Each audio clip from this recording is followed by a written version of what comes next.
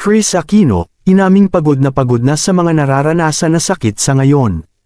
Aminado ang Queen of All Media na si Kris Aquino, na nahihirapan na rin siyang maging malakas sa paglaban sa kanyang sakit. Sa kanyang Instagram account, ay ibinahagi ni Kris Aquino na nakakaranas siya ng matinding flare-up sa kanyang balat, at clogged sinus na siyang naging dahilan ng hirap na paghinga. Ayon dito, "Unfortunately, I'm suffering from a bad flare and very clogged sinus passages. I miss my mom so much. I admire how strong and brave my mom before, and I just wish she is with me during these times. All of the sufferings she endured was not easy, and she is one of the inspiration why I am continuing to fight for my healing. Sana ay maging masaya ang aking mommy kung saan man siya naruroon ngayon.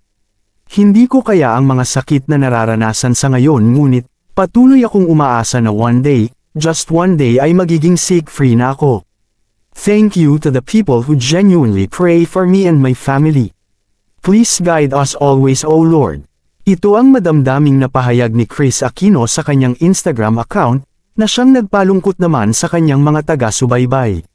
Patuloy ngang nilalabanan ni Kris Aquino ang sakit na autoimmune disease at ang panibagong sakit na dinaranas na lupus.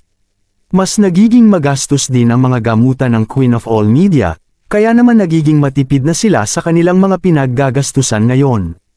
Hiling naman ni Kris Aquino, ay sana maging mabuti palagi ang mga anak niya kung sakaling mawala siya sa mundo.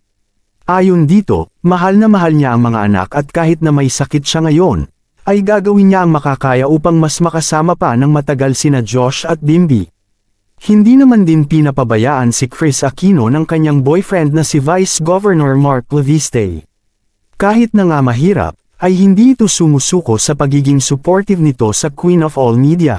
Mahal na mahal daw niya si Kris Aquino at hindi siya mawawala sa tabi nito kailanman.